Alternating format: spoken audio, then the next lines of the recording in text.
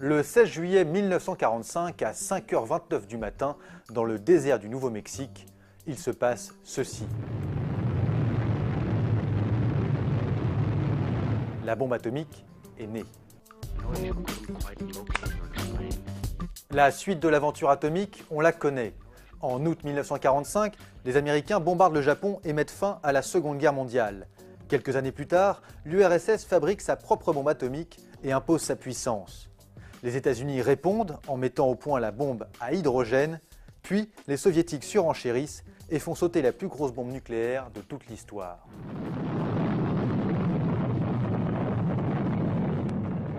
Bref, pendant toute la guerre froide, les Américains et les Russes jouent à qui aura la plus grosse et l'humanité tout entière est terrifiée.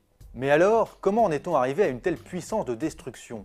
Comment des petits bouts de plutonium de la taille d'une boule de Noël peuvent-ils faire autant de dégâts? En d'autres termes, comment fonctionnent les bombes nucléaires? Pour comprendre la puissance de la bombe atomique, il faut avant tout s'intéresser à l'atome. Logique. Pour faire simple, les atomes sont de toutes petites choses qu'on trouve à peu près partout autour de nous.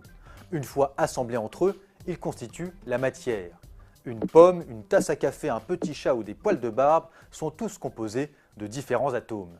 Quand on regarde de très près, un atome ressemble à cette chose. Il y a un noyau composé de neutrons et de protons et des électrons qui gravitent autour. Les électrons ont une charge électrique négative, les protons une charge positive et les neutrons assurent la cohésion du noyau malgré les charges positives qui se repoussent. Enfin, l'addition des protons et des neutrons constitue la masse de l'atome. Cet atome d'hélium, par exemple, a une masse d'à peu près 4, ce qui est plutôt léger.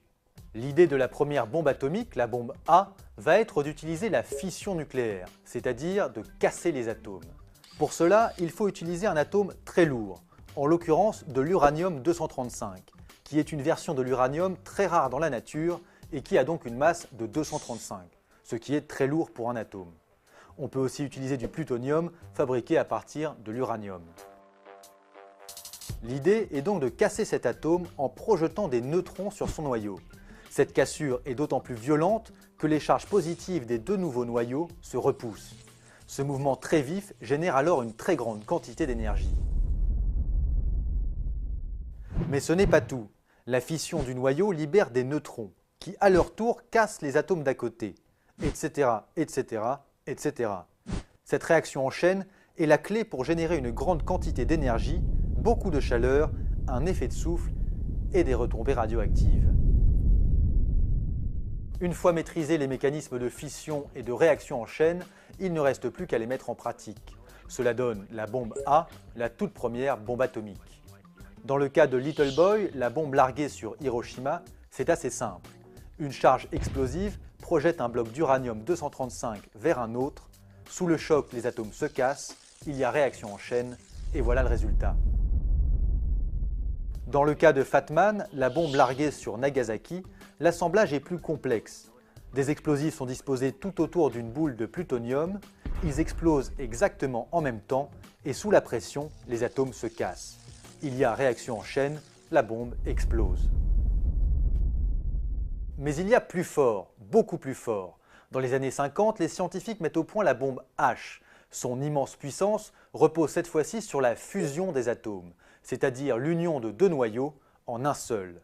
Pour y parvenir, il faut recourir aux atomes d'hydrogène, qui sont les plus légers. En réalité, on utilise des versions un peu plus lourdes de l'hydrogène, à savoir du deutérium et du tritium.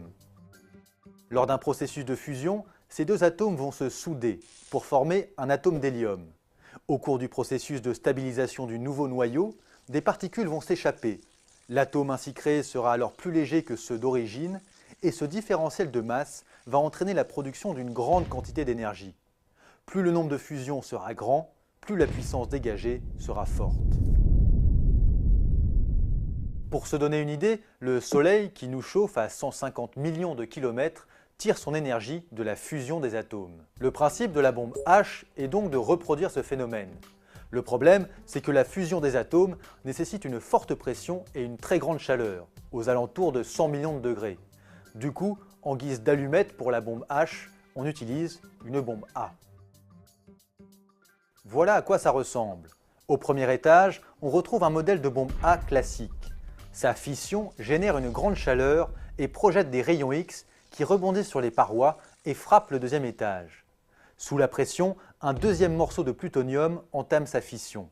Le combustible de fusion, qui se trouve ici, est compressé, et c'est à ce moment-là que les atomes de deutérium et de tritium fusionnent. Enfin, les neutrons dégagés déclenchent une nouvelle fission dans l'enveloppe d'uranium.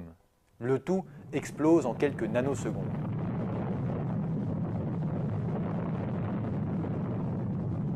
Pour se faire une idée de l'évolution de la puissance nucléaire à travers les âges, prenons ce tout petit rectangle rouge à gauche de l'écran. Il représente la bombe d'Hiroshima, d'une puissance de 15 kilotonnes, ce qui équivaut à 15 000 kg de TNT. La première bombe soviétique est à peine 2 fois plus puissante, mais avec l'arrivée de la bombe H, on passe à 10 mégatonnes, soit 10 millions de kilos de TNT.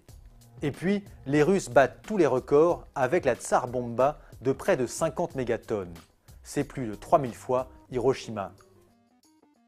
Alors évidemment, toute cette puissance a quelque chose de terrifiant, et même si les armes atomiques sont moins nombreuses aujourd'hui, elles continuent de faire peur. Pourtant, il faut savoir que dans un sens, la fusion nucléaire représente l'avenir de l'énergie. Des chercheurs du monde entier tentent actuellement de concevoir un réacteur capable de canaliser la puissance de la fusion. Avec très peu de matière, un tel engin permettrait de produire d'immenses quantités d'électricité. À titre d'exemple, l'hydrogène contenu dans un seul litre d'eau de mer pourrait produire autant d'énergie que 5 barils de pétrole. Mais ça, malheureusement, ce n'est pas pour tout de suite.